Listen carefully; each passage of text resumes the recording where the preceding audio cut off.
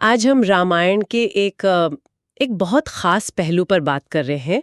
जब राम, लक्ष्मण और सीता 14 साल के लिए वन में थे, तो अयोध्या में क्या हो रहा था?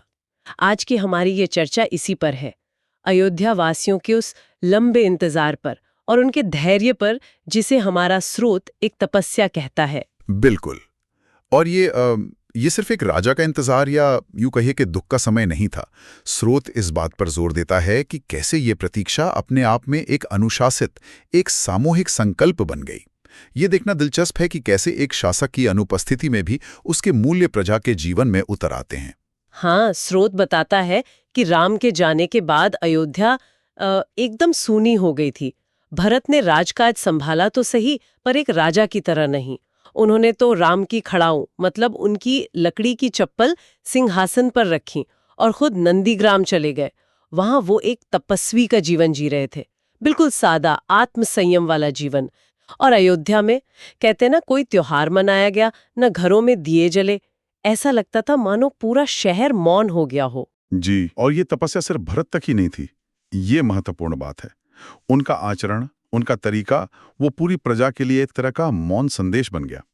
स्रोत यही कहता है कि अयोध्या के लोगों का जीवन सिर्फ बाहर से नहीं बदला, अंदर से भी उनका संकल्प मजबूत हुआ।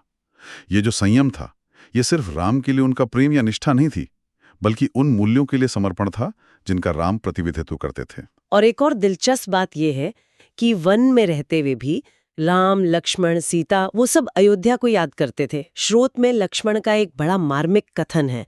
वो भरत के बारे में सोचते हुए राम से कहते हैं, भैया भरत का तप हमसे कम नहीं है, हम तो फिर भी वन में हैं, पर वो तो महल में रहकर भी वनवासी जैसा जीवन जी रहे हैं। बिल्कुल, ये दोनों तरफ का जो भावनात्मक जुड़ाव है, जो वियोग है, उसे दिखाता है। भरत का त्याग, जो राज्य के बीच, मतलब सारी सुख सुविधाओं के बीच रहकर भी वनवास जैसा कठिन था, वो राम के त्याग के बराबर ही महत्वपूर्ण बन जाता है।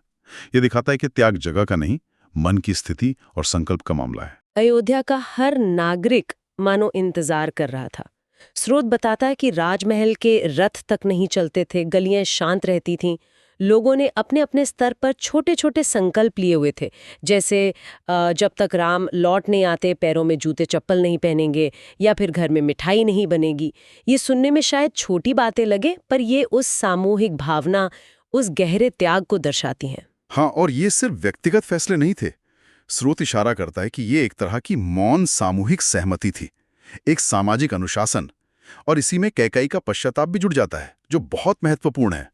स्रोत में जिक्र है कि वो कहती हैं, मुझे अपनी भूल का एहसास है और मैं जीवन भर इसका प्रायश्चित करूंगी। तो उनका ये पश्चाताप सिर्फ उनका निजी मामला नहीं रहता, बल्कि वो उस बड़ी सामूहिक तपस्या का हिस्सा बन जाता है जो पूरी अयोध्या कर रही थी। यह दिखाता है कि कैसे व्यक्तिगत भूल का सुधार भी पूरे समुदाय के नैतिक बल को बढ़ा सकता है। ये प्रतीक्षा सचमुच एक यज्ञ जैसी थी। हाँ, एक सामूहिक यज्ञ। तो स्रोत का निष्कर्ष यही निकलता है कि राम का वनवास सिर्फ उनका नहीं था, पूरी अयोध्या ने उस अनुभव को जिया, उसे साझा किया। ये एक अद्भुत सामूहिक चेतना थी। बिल्कुल। और जब प्रजा अपने शासक को, उसके आदर्शों को इस तरह अपने दिल में रखती है, उसके मूल्यों के साथ जीती है, तब वो राज्य सही मायनों में धर्ममय बनता है, मतलब नैतिक सिद्धांतों पर चलने वाला राज्य। स्रोत इसे सामूहिक इच्छा शक्ति, निष्ठा और धैर्य की एक अनूठी मिसाल मानता है। तो आज हमने अपने स्रोत के जरिए देखा कि अयोध्या की वो 14 साल की प्रतीक्षा सिर्फ वक्त गुजारना नहीं थी, वो एक गहरा संकल्प था, एक सामूहिक तपस्या थी और राम के प्रति अटूट निष्ठा और प्रेम का प्रमाण थी।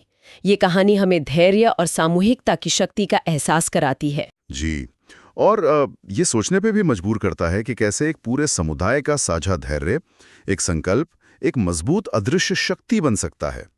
क्या आज के समय में भी हमें किसी बड़े लक्ष्य के लिए ऐसे सामूहिक संकल्प और धैर्य के उदाहरण दिखते हैं? ये एक विचार करने वाला प्रश्न है, इस पर सोचा जा सकता है।